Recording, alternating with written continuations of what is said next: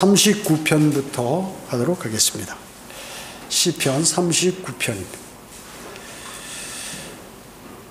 이 시편 39편은 다윗이 하나님께 징계를 받을 때 간절한 회복을 요청하는 그러한 죄의 자백이 담긴 그러한 시입니다. 그 시를 악장한테 주어서 노래하도록 그렇게 만든 거죠. 그래서 여기 소제목에 보면 악장, 곧 여두둔에게, 여두둔이 악장이죠. 에게 다윗의 시 이렇게 되어 있습니다. 그러니까 하나님께 징계를 받을 때 좀 이 징계로부터 이제 그만하시고 회복해 달라는 그러한 죄의 자백이 담긴 그러한 시입니다. 자, 보시겠습니다. 1, 2절. 내가 말하였나니 나는 나의 길을 조심하여 내 혀로 죄 짓지 아니하리라. 악인이 내 앞에 있는 동안 나는 내 입에 재갈을 물리리라. 내가 침묵하여 벙어리가 되었으며 심지어 서원한 곳에조차도 잠잠하였나니 나의 슬픔이 이렇나이다. 이렇게 말씀하고 있습니다. 다윗은 자신이 징계를 받으면 사람이 어때요? 힘들겠죠. 고통스럽고.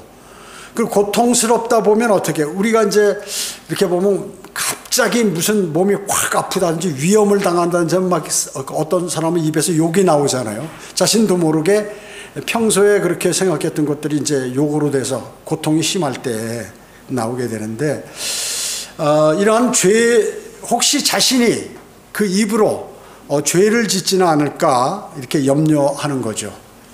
말하자면 참긴 참는데 참다 못해서 흥분한다든지 또 아니 자기 입장에서 말함으로 내 입으로 죄를 짓지 않도록 해달라고 지금 다윗은 염려하고 있는 것이죠.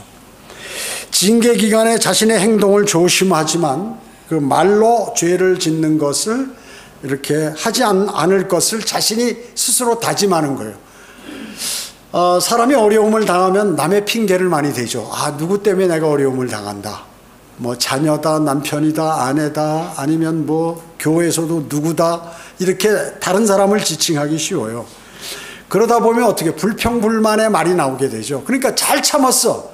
근데 거기에 대해서 계속해서 입을 꽉 다물고 참았으면 하나님께서 그걸 이제 징계를 받아들이는구나 해서 다음에 이제 그것을 멈추시고 좋은 것을 허락하시는데 거기에 잘 하다가 마지막에 그렇게 해버리면 주님께 진정성을 보이지 못하게 되는 것이죠. 잠언 17장 27절에 보면 지식이 있는 자는 말을 삼가며 명철한 사람은 뛰어난 영을 가졌느니라.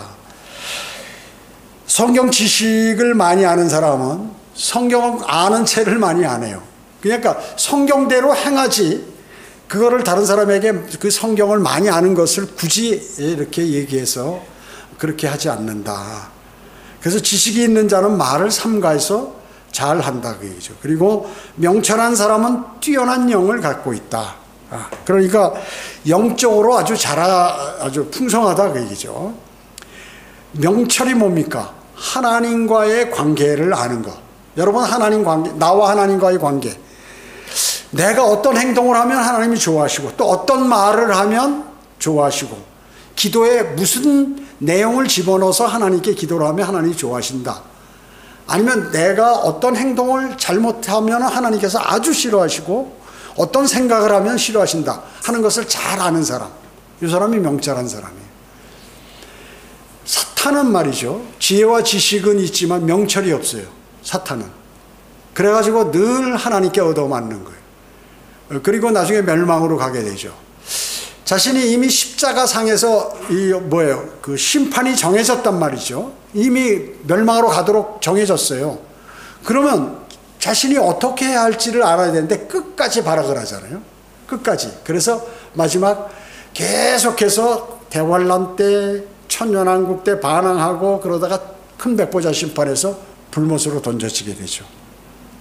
지금도 사탄은 믿는 사람들을 유혹해서 그 믿음을 발휘하지 못하도록 그렇게 만든다 그 얘기죠. 악한 것을 말하고 싶은 것이 혹은 변명하고 싶은 것이 있는데 참고 있는 것은 참으로 힘든 거예요. 아, 이게 옳은데? 뭐예요? 사람이라는 건 사실은 인간이 원하는 것은 진리예요. 변하지 않는 것. 진실. 이런 것들을 원한다고 사람이. 근데 거짓된 것이 계속해서 진실된 것으로 왜곡돼 가지고 알려지고 하는 건 막 가슴이 아프고 답답하고 막 그렇다, 사람이요. 그런 것이 있죠. 성경대로 믿는 사람들이 주님을 증거하지 않고 오래 참고 가만히 있으면 더욱 마음이 답답한 것이죠. 왜? 지금 주변 사람들이 멸망으로 향하고 있고 진리를 모르는데 계속해서 입을 닫고 있다 그러면 그 답답한 것이에요. 다윗은 주님께서 행하신 일에 대해서 하나님께서 다윗 자신이 판단할 때 하나님이 자신에게 행동하는 것도 다른 사람에게 행동하는 게 좀 악해 보이고 이상하다, 이해가 안 가는 거예요, 다윗이. 그래도 다윗은 대응하지 않고 순응하는 믿음이 있었다는 거죠. 대단히 중요합니다, 이게. 대단히 중요해요. 그래서 그것이 내가 보기에는 주님의 일이 악해 보이는데도, 실제는 악한 게 아니죠, 사실은. 내가 볼 때 악해 보이는데도 그 일에 관여하지 않는 것은 왜요? 주님께서 그 일을 관여하시기 때문에 내가 반응하거나 불평하지 않는 것이에요. 다윗은 이것을 잘 알아요. 그래서 명철한 사람이에요. 명철한 사람. 내가 보기에는 저게 악한 일이 같고 참을 수 없는데 그것이 하나님께서 행하신 일이라고 그러면 순응해야 된다. 하나님의 말씀 가운데 나하고 안 맞는 것이 있는데 이게 하나님께서 그렇게 명령하셨으면 듣는다. 이게 대단히 중요해요. 듣는 사람이 있고 안 듣는 사람이 있는데 차이는 어마어마하게 난다. 우리의 삶이 주님의 인도하심을 받으려면 내가 보기에 설사 하나님께서 나에게 행한 모든 그러한 일들이 악하게 내가 생각되더라도 순응해야 한다는 것이죠. 그러면 나중에 승리합니다. 대부분의 많은 사람들이, 믿음이 좋다는 사람들이 마지막에 이거를 못해서 쓰러지는 거예요. 이걸 못해서 쓰러지는 거예요. 3절 보시겠습니다. 내 마음이 내 안에 뜨거워 내가 묵상할 동안 그 불이 탔으니 그때 내가 내 혀로 말하였나이다. 자, 내 마음이 내 안에서 뜨거워서 내 안에서 뭔가 막 일어나고 있는데 이 악한 현 세상에서 그리스도인이 침묵한다는 것, 악에 동조하는 것이므로 진리를 말해야 된다. 자, 여러분들이 현 세상에서 세상 사람들이 막 육신적으로 아유 저것들은 지옥에 가버릴 인간들이야 이렇게 말아버리나요? 그러면 안 된다 그 얘기죠. 침묵은 가만히 있는 것은 악에 동참하는 거다라고 성경은 말씀해요. 그렇기 때문에 진리를 말해야 한다. 진리를 말해야 한다. 예레미야 20장 9절에 보면 그때 내가 말하기를 나는 그를 언급하지 아니하고 더 이상 그 이름을 말하지 아니하리라. 주님에 관해서 난 일체 얘기 안 하겠다. 이제부터 내가 하였으나 그의 말씀이 내 마음속에 내 뼈들 속에 사무치는 타는 불 같아서 내가 참기에 지쳤고 견딜 수 없었나이다. 예레미야가 이제 주님의 말씀을 이제 다 백성들에게 아무리 얘기도 안 듣는 거야. 야, 난 너희에게 이제 앞으로 얘기 안 하겠다. 그러고 참고 있었어. 입을 꽉 감고. 이스라엘 백성들이 나라 없이 전부 나라가 망했는데도 말이죠. 그냥 우상을 섬기고 계속 그래. 왜 망했어요? 우상을 섬기니까 망했거든요. 이스라엘 백성들이 포로가 된 것이거든요.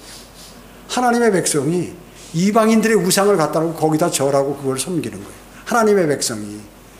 그러니까 하나님께서 어떻게 해요?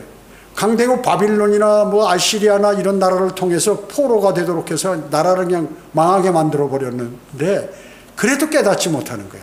그래서 에레미야가 너희 돌아서라 하니까 안 돌아서니까 화가 나서 나 이제 꽉 다물고 나 절대 얘기 안 한다. 이제부터 화가 나서.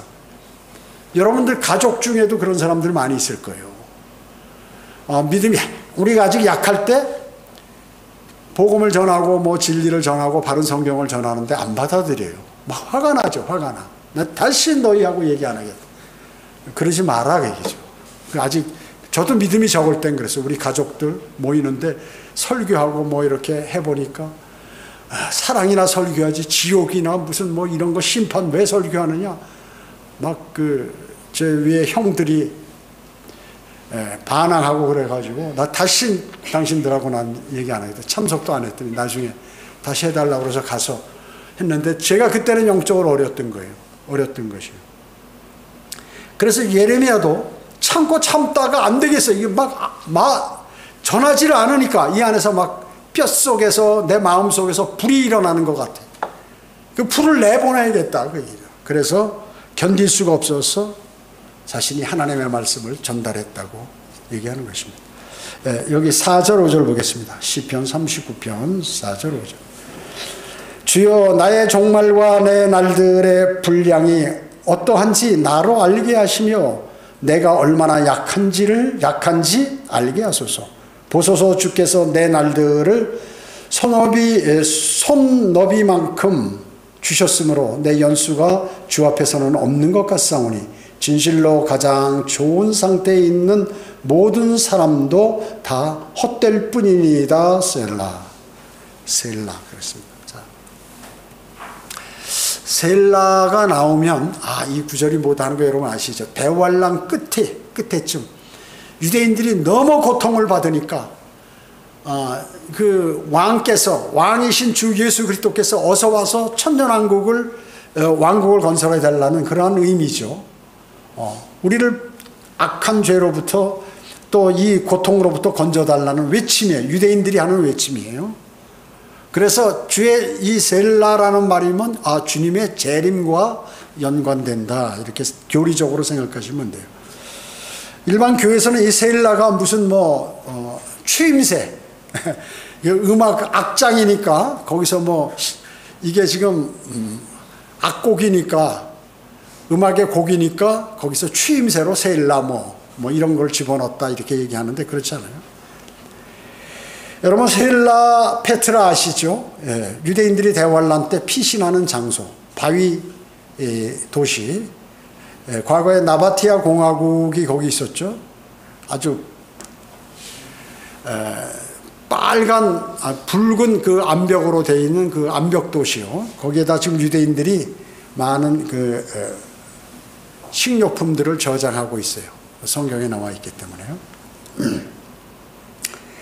인생은 짧죠. 인생은 짧습니다. 그래서 여기 4절에 보면 내 날들의 분량. 여러분 언제 죽을 줄 아세요? 아무도 몰라요. 근데 다윗은 좀 그것을 알게 해달라고 그랬죠. 인생은 짧다. 인생은 짧다. 사람들은 누구나 압니다. 인생은 짧습니다. 인생은 나그네 길입니다. 다 알지요. 그러나 가장 더 중요한 것은 그러면 짧으면 어떻게 살아야 된다는 것이냐? 그것은 바로 영혼을 준비하지 않는 삶. 이것은 아무리 좋은 상태에 있어도 그건 헛일하는 거다. 헛것이다. 그 말씀이죠. 헛될 뿐이다. 자, 이런 말을 하면 경건하고 존경받는 그 학자들 있잖아요. 박사님들, 대학 교수들, 이런 사람들은 이런 얘기 제일 싫어해요. 이거를. 모독적이고 아주 증오적이다. 영혼을 준비하라. 이 세상은 나그네 길이다 하는 것에 관해서 제일 싫어한다고요. 싫어해요. 인생은 짧지만 우리가 뭘 잘 준비해서 뭘 해야 된다고 이렇게 얘기하죠. 이 세상에서 사람이 중요하다고 여기는 모든 그것은 바로 결국에는 헛된 것이다. 대환란을 맞이하는 유대인들을 보면 자신들이 그동안 많은 것을 준비하고 건설하고 사업하고 뭐를 다 해놨는데 보니까 이거 지금 먹고 살기도 힘든 거예요. 도망 다니면서. 그걸 아는 거죠. 아는 것이에요. 다윗이 자신이 죄를 짓고 징계도 많이 받고 자녀들이 죽고 곧 자녀들이 속썩이고 그런 것 중에서 이제 하나님과의 관계를 알게 된 거예요. 이런 거 내가 왕이라도 이거 아무것도 아니구나. 이거 다 필요 없는 것이구나 하는 것을 알았어요. 그래서 내가 얼마나 4절에 내가 얼마나 연약한지를 알게 해달라고. 사람들은 어때요? 젊은 사람들의 약점이 뭐예요? 자신이 강한 줄 알아요. 왜냐하면 체력이 좋고 우선 앞으로 그 꿈이 많고 하기 때문에 뭔가 지금은 안 돼도 될 것 같은, 내가 무엇을 이룰 것 같은 그러한 자신감에 많이 차 있죠. 그런데 내가 얼마나 연약한지를 젊은 시절부터 아는 사람은 대단히 똑똑한 사람이에요. 현명한 사람이죠. 현명한 사람. 어떤 사람은 나이가 70, 80이 돼도 자신이 얼마나 연약한지를 몰라요. 그러면 인생을 모르는 사람이죠. 그럴 때 무슨 일이 닥치면 그때 이제 그것을 조금 아는 것이에요. 그러나 자기 인생 가운데서 많은 그런 것을 경험한 사람은 인생이 별거 아니거나 나는 약하구나 하는 것을 알아요. 그래서 나는 약하기 때문에 강한 분을 의지하게 되죠. 강한 분을 의지하게, 주님을 의지하게 됩니다. 가장 좋은 상태에 있던 다윗, 그 사람은 자신의 육신적인 정욕을 채우기 위해서 4명의 아내를 두었어요. 다윗이. 그렇죠? 사도 바울 하면 우리가 그리스도인 가운데서 가장 훌륭한 사람이고 우리가 본받아야 할 사람 사도 바울이. 그러한 가장 좋은 상태에 있던 바울도 자신이 대시 지옥에 가고 싶어 할 정도로 동족인 유대인들이 구원받지 못한 것에 대해서 그 유대인들을 사랑해서 하나님의 직접적인 명령을 3번이나 거부했어요. 하나님께서 명령하셨는데 3번이나 거부했다는 거죠. 첫째는 사도행전 20장 23절에 보면 에베소에서 성령께서 각 성읍들에 가는 곳마다 증거해서 사도 바울에게 이제 앞으로 당신은 결박과 고난이 있을 거라고 경고했어요. 있다고 하셨어요. 에베소서에 이제 그 목사들 다 모아놓고 사도 바울이 이제 다시 내가 지금 예루살렘에 가는데 우리 동족에게 복음을 전하러 내가 죽을지도 모른다. 당신들을 이제 마지막으로 볼지 모른다 하면서 이제 고별 설교를 해요. 근데 그 성읍마다 사람들이 가면은 안 된다고 이렇게 얘기를 했어요. 즉 성령께서 그들에게 지시해서 얘기했다 그 얘기죠. 두 번째는 사도행전 21장 4절에 투로에 갔을 때 성령으로 제자들이 예루살렘에 이제 그 대륙으로 들어왔어요. 팔레스타인으로 돌아왔어. 에베소에서. 그런데 투로에 있을 때 그 제자들이 예루살렘에 올라가지 말라고 또 성령 충만해서 성령께서 그 제자들을 통해서 예루살렘에 올라가지 말라 그랬어. 아니야, 나는 가야 돼. 우리 민족들을 구워줘. 그러니까 이것도 자기 의예요, 작은 지금. 그리고 세 번째는 사도행전 21장 12절에 카이사라에서 예언자 아가보가 당신 예루살렘에 올라가지 마라. 혁기를 풀러가지고 이와 같이 당신을 그 사람들이 결박해서 묶을 것이다. 아니야, 나는 죽더라도 가서 복음을 동족들에게 전해야 돼. 하고 갔어요. 그래가지고 어떻게 잡혀가지고 2년간 카이사라에 갇혀서 복음을 2년간 전하지 못하게 되었던 것입니다. 가장 좋은 상태에 있던 욥 잘 견뎠죠. 자기 자녀 10명 다 죽고 재산 다 날라가고 아내는 하나님을 저주하고 죽으라고 가출해버리고 그 다음에 자기 몸에는 병이 들고 다 잘 견뎠는데 마지막 시험을 당할 때 하나님께서 잘못된 심판과 행위를 하신다고 비난을 한 적이 있어요. 자, 이렇게 훌륭한 믿음이 좋은 사람들도 이러한 적이 있다는 것이죠. 그래서 우리 같은 경우는 더욱더 주님과 밀접하게 관계를 갖고 확고한 그러한 믿음으로서 영적 전쟁에 이렇게 대하지 않으면 우리도 주님을 비난하게 된다. 그로 인해서 거기에 대한 대가를 받을 수 있다는 것입니다. 그걸 조심하라는 거죠. 자, 6절 보겠습니다. 6절. 진실로 사람마다 헛된 그림자같이 걸어다니며 진실로 그들이 헛되이 분주하니 재물을 쌓으나 누가 그것을 가질지 알지 못하나이다. 사람들이 헛된 그림자를 찾아서 막 바쁘게 돌아다닌다. 그래서 재물을 많이 모았는데 열심히 모아놨는데 다른 사람이 사기쳐서 싹 뺏어간다든지 아니면 갑자기 자기가 교통사고 나서 죽어버린다든지 그러니까 그 모은 재물을 향유할 수 없도록 그런 시간도 없이 고생만 하고 모아만 놓고 해서 다른 사람이 그 재물을 갖고 가버린다 하는 그 말씀이죠. 누가복음 12장 20절 21절에 보면 너 어리석은 자야 오늘 밤 내 혼을 내게서 앗아가리니 그러면 내가 장만한 그것들이 누구의 것이 되겠느냐 하시니라. 그러므로 자신을 위하여 보물을 쌓아두고 하나님 앞에 부요하지 못한 자는 다 이러하니라.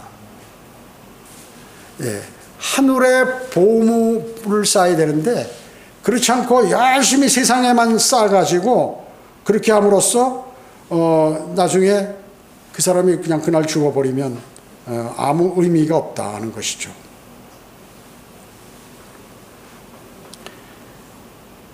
요한일서 2장 17절에 보면 세상도 세상의 정욕도 사라지지만 하나님의 뜻을 행하는 자는 영원히 거하느니라. 자, 이 세상은 주님께서 성경에 뭐라고 말씀하셨어요? 불태워지려고 준비됐다. 이 세상은. 그렇죠. 천년왕국 끝나고 우주를 다 불살라 버리시죠. 하늘에서 불이 내려와 완전히 이것을 다 태워버리잖아요. 우주를 불살라 버립니다. 그렇기 때문에 사람들이 이용하고 있는 이 세상의 형체가 사라져간다고 고린도전서 7장 31절에서 말씀하고 있습니다. 고린도전서 7장 31절에서 말씀하고 있어요. 오직 하나님의 말씀만이 영원토록 남는다. 하나님 말씀만이 영원토록 남죠. 그 말씀을 믿고 행하는 사람만이 그러기 때문에 영원토록 거하게 된다는 사실입니다. 훌륭하다. 그 말씀을 그대로 믿고 행하는 그 사람이 더 훌륭하다. 대단히 훌륭하다 하는 것이죠. 왜? 사라져버릴 세상에 투자하기 때문에 그렇습니다. 여러분의 소망을 무엇에다 두고 여러분은 살고 계세요? 소망을 어디다 두고 살고 계십니까? 대단히 중요한 것이죠. 여기 7절 보겠습니다.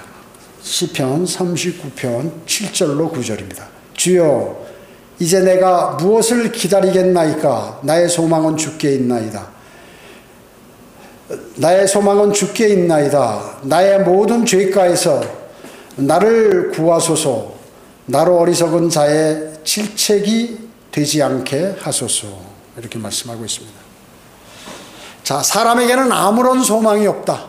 사람에게 아무런 소망을 둘 수 없어요. 여러분, 누구를 신뢰해서 누가 나를 무엇을 해줄 것이다 이렇게 믿지 말라고요.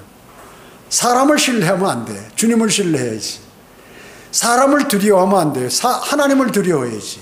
사람을 두려워하는 사람은 자신의 생각과 자기 육대로 행하고 세상에 좋을 대로 행하지만 하나님을 두려워하는 사람은 하나님께서 하신 말씀을 따르려고 노력을 한다 그 얘기죠. 그렇기 때문에 하나님을 두려워하고 하나님을 진정으로 경외하지 않는 사람은 주의 첫날 여기 못 오게 되는 것이에요. 그것보다 더 중요한 일이 있어요. 더 중요한 일이 생깁니다.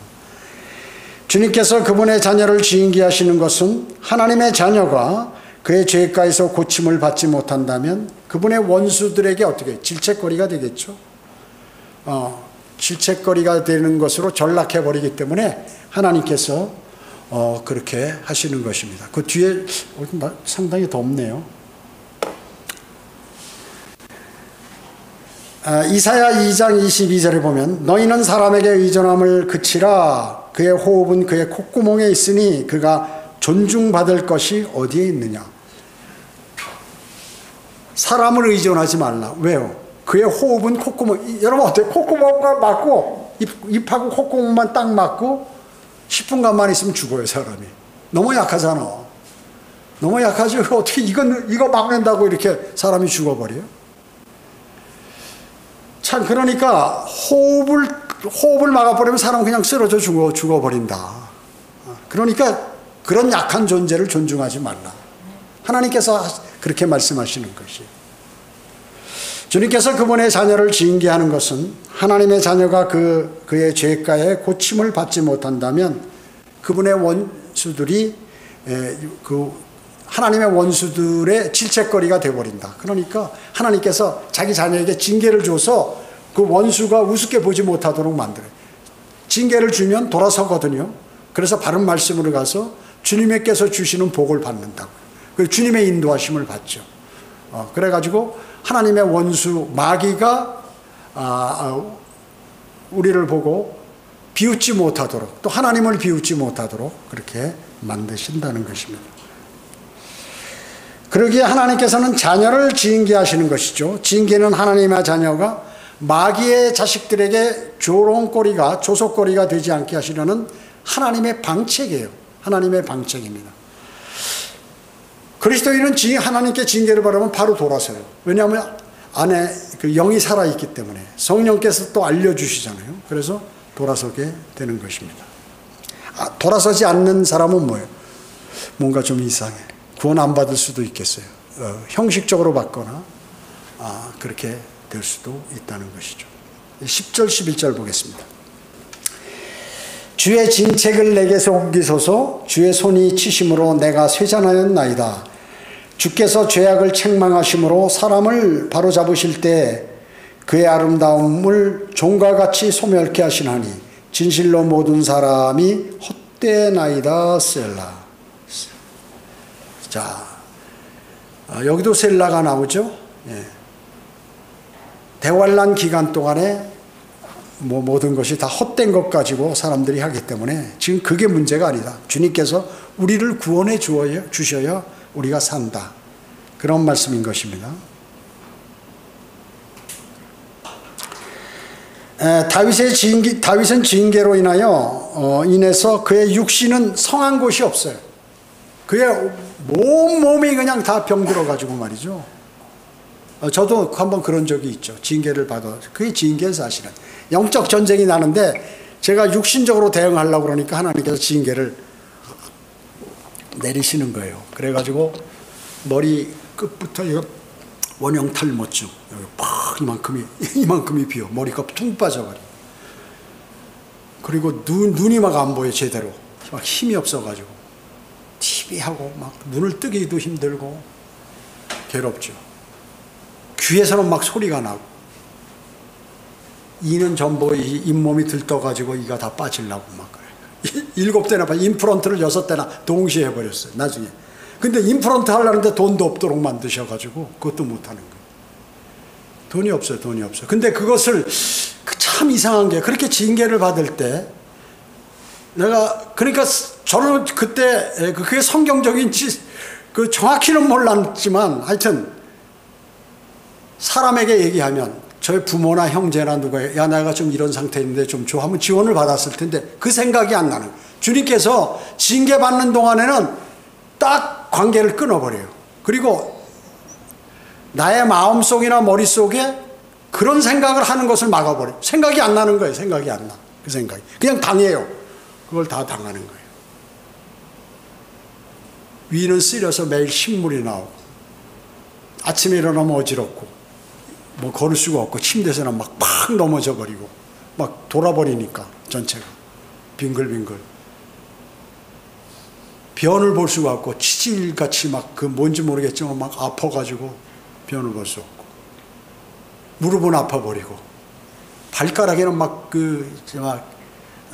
힘들어가지고 막 어려워져 버리고 그러니까 전체가 사람이 그래 버리니까 막 힘을 쓸 수가 없어요. 정말로 뭘 할 수가 내 의지대로 뭘 할 수 없는 거예요. 너무 힘드니까 전체가. 그럴 때 이게 주님께 매달리는 거예요. 그 세상으로 달려갔으면 어떻게 계속 오래 가죠. 이게 계속 오래 가. 그 다음에 이제 갑상선 암에서 뭐 크기가 얼마로 해가지고 수술 날짜까지 다 잡아놨어. 다 포기하고 주님께 매달리고 주님께서 주시는 지혜로 몸을 단련하고 계속해서 막 성경을 읽어도 잘 말씀이 마음에 안 들어오고 그래서 막 엎드려서 마귀가 지금 공격하고 있구나. 나를 죽이려고 그러는구나. 엎드려서 주님하고 그때 진정한 교제를 나눴죠. 그러니까 주님께서 다 회복을 해주셨어요.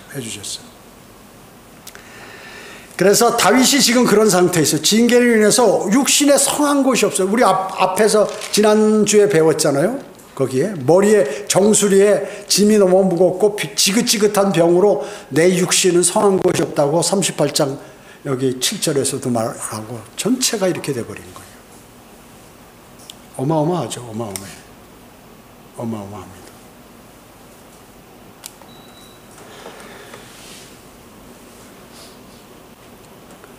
사람은 보기에 아주 처녀들이나 또 남자들 총각들도 이제 보면 몸도 얼굴도 팽팽하고 주름도 없고 건강하고 뭐 멋을 내고 이렇게 하면 참 그러죠. 사람들의 아름다움은요 순식간에 사라져요.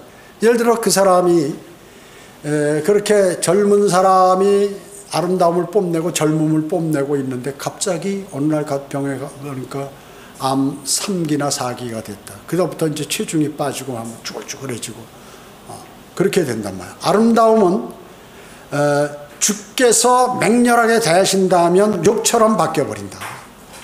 욥이 머리끝부터 발끝까지 정수리 끝부터 발끝까지 전체 몸에 막 병이 들어가지고 그 종기 같은 거, 그러니까 문둥병 비슷한 거예요. 기와장으로 재에 앉아서 진물이 나니까 재에 앉아가지고 기와장으로 막 넘어가려우니까 온몸을 긁고 앉았어요. 그 사람이 갑부였거든요. 근데 욥이 죄진 건 사실 없어요. 그러나 하나님 입장에서 보면 욥이 죄인이야. 왜? 나는 의롭다고 하기 때문에. 나는 남에게 나쁜 짓도 안 했고 거짓말도 안 했고 자식들이 죄를 짓까 봐 매일 제사를 드리고 하나님께, 그 다음에 가난한 사람도 도와주고 다 나는 의인이야, 난 죄진 거 없어. 그러는데 그 자체가 나는 의롭다라고 한 그것을 하나님께서 마지막에 깨닫게 해주셨을 때 욥이 무릎을 꿇었죠. 그랬을 때 모든 것이 회복됐어요. 그것도 2배로 회복이 됐어요. 2배로. 자녀만 빼놓고 10명, 자녀 10명이 다 부활했어요. 부활시킨 거예요. 뭐 다시 결혼했다는 거 없잖아요. 거기에 나이 들어서 10명을 날라봐요. 적어도 1년 터울만 해도 10년, 2년 터울해도 20년이야. 그 죽은 10명을 다 살리신 거예요. 하나님께서 부활시키신 거예요. 그래서 자식이 다시 10명이 됐잖아요. 그리고 자식만 10배이고 나머지는 재산은 전부 2배로 늘어났어요.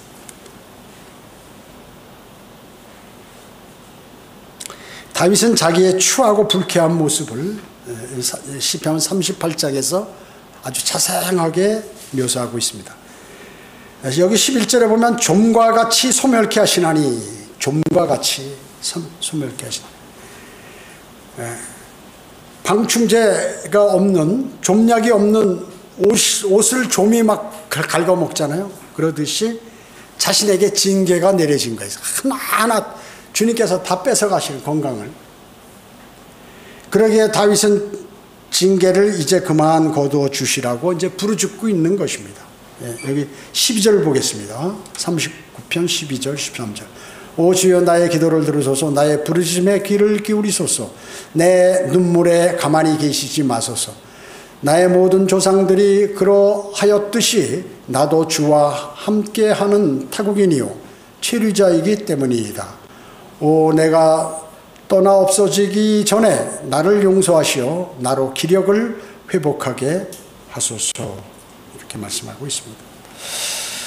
다윗은 비록 그것을 그분의 탓으로 돌렸지만 이렇게 치신 것에 대해서, 자신을 하나님께서 치신 것에 대해서 나중에 하나님께 감사하게 됩니다. 감사하게. 제가 만약에 그 주님께서 징계를 내리지 않아가지고 내가 그 징계를 안 받았으면 어떻게 될 거죠? 성경을 몰라. 성경을 볼 생각. 그런 상태니까 어때? 주님하고 회복하려니까 말씀을 보면서 이 시편을 읽었다고. 제가 이걸 다 읽었어요. 욥기, 시편, 잠언 이런 것들을 읽으면서 주님께서 주시는 그 힘을 받아가지고 이겨냈다는 거죠. 그냥 거기서 좌절해버린 게 아니라 주님이 인도하시면 모든 거 회복된다. 그리고 다 하실 수 있다. 주님께서. 주님 제가 올바르다고 했는데 나는 죄진 것이 없고 나는 주님을 위해서 살았다고 그렇게 생각했는데 욥과 같이 저도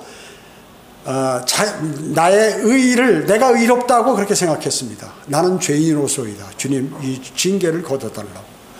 주님의 말씀을 이해하지 못하고 주님 명철이 없이 그저 사탄과 같이 마귀와 같이 나는 똑바르고 내가 좋은 일을 한다고 생각하고 했습니다. 저를 용서해 달라고 하니까 모든 것이 회복되더라고요. 성경적으로. 성경에 그렇게 그대로 한 거거든요. 다윗이나 욥이나 이런 솔로몬 뭐 이런 사람들 같이 그걸 보고 그렇게 여러분이 배우시고 행동하시는 것입니다. 그게 필요하다는 거죠. 여러분에게 눈물을 담아 놓을 병이 필요한 것이죠. 예. 자, 시편 56편 8절에 주께서 나의 방황함을 헤아리시오니 나의 눈물을 주의 병에 담으소서. 그것들이 주의 책에 있지 아니하나이까. 이렇게 말씀하셨습니다. 여러분의 눈물을 위한 병이 하늘에 있다, 그 말씀이죠.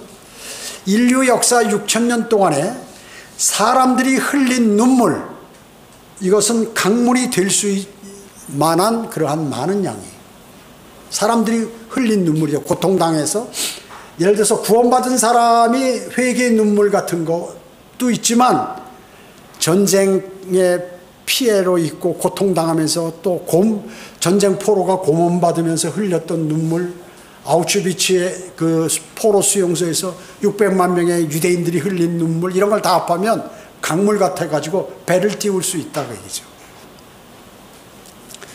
하나님께서는 그분의 자신의 땅에서 그분의 창조물에게 타국인이셨다. 이 말씀이 뭐예요? 하나님이신 예수 그리스도께서 이 땅에 오셨어요. 여러분은 어때요? 타국인이요? 순례자의 삶을 사는 사람이죠. 여러분의 본향은 어디야? 하늘나라. 그렇기 때문에 여기 잠시 온 거예요. 그래서 순례자는 본향으로 돌아간다. 자기 고향으로. 그 고향 하늘나라라 얘기죠. 그러면 하나님은 어떠냐? 하나님께서도 그렇게 이 땅에 오셔서 하나님이신 예수 그리스도께서 오셨을 때 타국인의 삶을 사셨어요. 어떻게 사셨어요? 잠잘 때도 집도 없이 그저 노숙하기도 하고 기도하고 고통당하고 어렵게 타국인처럼 살았다. 그래서 하나님께서도 스스로를 나도 타국인이었다고 그렇게 말씀하고 있어요. 히브리서 12장 11절에 보면 징계가 당시에는 즐겁지 않고 슬픈 것 같으나 후에 그로 인하여 훈련된 자들에게는 화평한 의의 열매를 맺느니라. 징계를 한번 주님으로부터 호되게 받고 그 징계의 목적이나 그 상황, 하나님과의 관계를 아는 사람 있잖아요. 대단히 큰 공부를 한 거예요. 이건 어디 가서 등록금 내고 큰 등록금을 아무리 큰 금액을 내도 배울 수 없는 그거를 배우는 거예요. 그걸 한 두세 번 배우면요, 인생에 대해서 알고 하나님 말씀에 대해서 모두가 알아. 그때 하나님 말씀을 공부했다면 또 읽었다면 하나님 말씀을 다 알아버리게 된다. 그래서 명철한 사람이 되는 거예요. 하나님하고 나하고 관계가 어떠한지, 또 내가 어떻게 쓸 때 하나님께서 기분 나빠하시는지, 가장 싫어하시는지, 또 어떤 때 너무 기뻐하시는지, 하나님께서 좋아하시는지를 잘 안다는 거죠. 그래서 실패와 좌절 없는 삶을 살 수 있고 주님께서 원하시는 삶을 살 수 있어요. 시편 119편 71절에 보면 내가 고난을 당하는 것이 내게 좋사오니 이는 내가 주의 규례들을 배우게 되기 때문이다. 고난을 당해보니까 하나님 말씀이 진리다 하는 걸 알게 되고, 주님께서 규례가 뭐예요? 지켜야 할 것. 주님께서 너 이거 지켜라 하는 것을 딱 알게 돼요. 내가 안 지켰더니 내 징계를 받았구나. 그러니까 지키니까 이게 앞으로 형통하구나 하는 것을 알게 된다. 그래서 고난당하는 것이 나에게 좋다. 나에게 도움이다. 그래서 사람이 특히 그리스도인이 고난당할 때 그때가 주님하고 교제가 제일 잘 돼요. 그때 기회를 놓치면 여러분들은 영적으로 성장하기 어렵다. 그때 풍성한 교제를 많이 하시라 하는 것이죠. 징계는 하나님의 자녀라는 증거죠. 예. 징계받는 것은 다른 집 자녀들을 때리거나 욕하거나 뭐 이러지 않잖아요. 예. 자기 자식은 때리기도 하고 욕하기도 하고 돈도 뺏기도 하고 주지도 않고 뭐 이렇게 하기도 하죠. 그것이 바로 하나님의 자녀라는 증거인 것입니다. 또 주님께서 우리를 사랑하신다는 증거다. 그렇기 때문에 고난받을 때 실수하면 안 돼요. 고난받을 때 기회를 놓치면 안 된다. 그래서 징계는 열매를 아주 그 성도로 하여금 풍성하게 맺기 위한 가지치기다. 가지치기. 여러분 어때요? 과실수가 있는데 이거 그냥 방치해버리면 어떻게 막 자기들이 가지가 이놈들이 물을 받아들이고 햇볕을 받고 바람의 공기를 받고 이래가지고 말이죠. 막 가지가 막 풍성해. 그러면 뭐예요? 이파리하고 가지에 영양분이 다 가고 열매는 안 가는 거예요. 그래가지고 열매는 요만해. 그러니까 어때요? 불필요한 가지를 쳐버리면 그 열매의 영양이 가기 때문에 열매가 잘 맺힌다. 하나님의 가지치기예요. 징계는. 그래서 가지치기를 당하는 사람은 어때요? 좋은 거죠. 많은 큰 열매를 맺게 됩니다. 좋은 열매를 맺게 됩니다. 여러분은 늘 주님께서 우리에게 해주시는 그러한 그 말씀, 또 혜택, 또 모든 필요 이런 것에 대해서 감사함으로 소망을 가져야 합니다. 아, 주님께서 나에게 주시는구나. 그것이 크든 작든 좋은 것이든 나쁜 것이든 주님께서 주시면 다 받아야 돼요. 다 받아야 돼요. 다 받으면 피가 되고 살이 되고 또 영양이 돼서 여러분이 영적으로 성장하고 여러분이 주님을 위해서 남은 여생을 살게 되면서 그리스도의 심판석에서 상을 받게 되고 또 면류관을 받게 됩니다. 노 크로스 노 크라운, 십자가 없이는 면류관 없다. 그러니까 여러분이 면류관을 받고 싶으면 주님을 위해서 고난을 당한 게 얼만큼인가를 생각해 보시면 아는 거예요. 내가 주님을 위해서 얼마나 고난을 받아, 손해를 봤나, 얼마나 고난을 받았나, 얼마나 욕을 먹었나, 이것으로 결정이 된다. 아니 그냥 뭐 행위로 행위로 열심히 하는 것 같이 해서 되는 게 아니라 주님을 위해서 주님의 이름 때문에 주님을 증거하느라고 주님의 사역을 돕느라고 여러분이 얼마나 고난을 받았나, 이것하고 비례된다. 면류관이요. 시간과 돈과 정력과 마음과 모든 것을 주님을 위해서 한 그 정도가 또 그 강도나 크기가 얼마인가가 면류관을 결정하는 거예요. 면류관은. 여러분이 좋은 상태에 있었을 때에 편안하게 일반 교회 다니는 사람들이 그러잖아요. 아, 주님의 덕으로 내가 좋게 돼서 편안히 산다고. 이렇게 하고만 있어요. 그거 마귀가 주는 생각이에요. 왜냐하면 그렇게 가만히 있다가 주님을 위해서는 고난은 요만큼도 못 받게 해서 어떻게 마귀가 그 사람으로 면류관을 받지 못하고 아무 일도 구원받으나 안 받으나 똑같은 사람으로 남도록 딱 만들어버립니다. 마귀가. 지옥은 보낼 수 없잖아요. 마귀가. 그냥 그렇게 살다가 나중에 죽거나 들림받아서 아무 상도 면류관도 없도록 만드는 거예요. 이게 마귀의 목적이에요. 여러분을 지옥에 보낼 수는 없습니다. 구원받은 사람을. 그러나 모든 것을 주님께서 주시는 혜택을 받지 못하도록 할 수는 있다. 그 짓을 하는 거예요. 그게 마귀예요. 마귀. 그게 나쁜 일이면 마귀도 안 해야 되는데 끝까지 원래 속성이 마귀이기 때문에 마귀는 구원받지 못해요. 그 유다 이스카리ot이 한 마귀 아니야. 마귀. 어떼비라는 때문에. 그래서 그는 구원받지 않은, 구원이 있을 수가 없지. 마귀가 어떻게 해요? 구원받지 않을. 구원받지 않은 유다 이스카리ot도 어떻게 해요? 복음도 전하고 진리도 전파하고 제자들과 예수님과도 교제도 하고 다 그랬어요. 그걸 보면 알 수 있죠. 그래서 많은 사람들이 영적 전쟁이나 저렇게 신실한 사람이, 성경도 많이 알던 사람이 왜 저렇게 마귀에게 넘어갔까? 나 이해가 안 가네. 그 성경을 모르는 사람이죠. 성경을 모르는 사람.